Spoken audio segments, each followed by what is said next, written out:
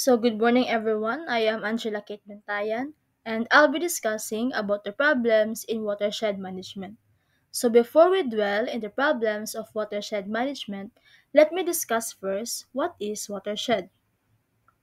So watershed, it is a land that channels rainfall and snowmelt to creeks, streams, and rivers, and eventually to outflow points such as reservoir, bays, and the ocean. So, in other terms, it is a specific area where the rain, snow, or melting ice flows into the same body of water, such as river, lake, and ocean.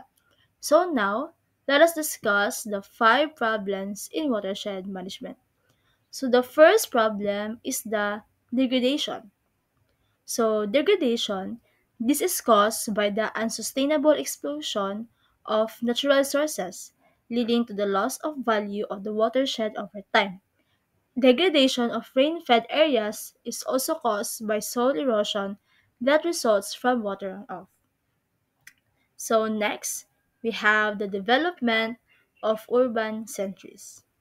So, as humans invade natural areas with the aim of converting them into urban centers, several problems arise.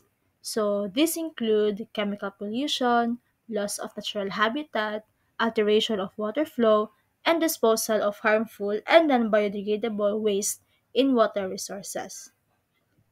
So, next is we have the competition and the conflict.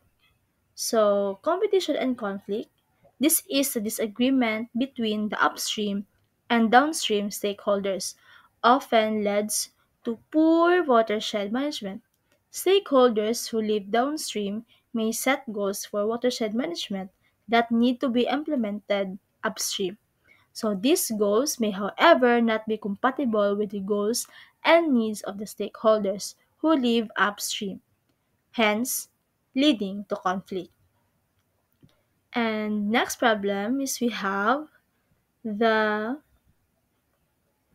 interruption of water flow. So interruption of water flow, this is the one of the problems of the watershed management.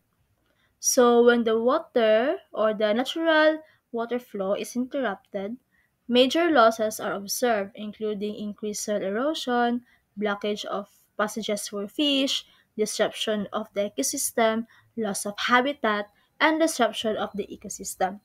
So water flow interruptions are a result of development, industry, and household use of water, construction of dams, and diversion of water irrigation. So last but not the least, we have the development industries.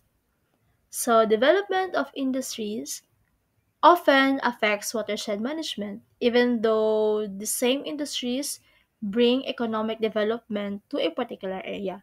So many industries emit toxic chemicals, metal deposits, and toxic chemicals into the water, leading to increases health risk to both humans and animals who consume this water.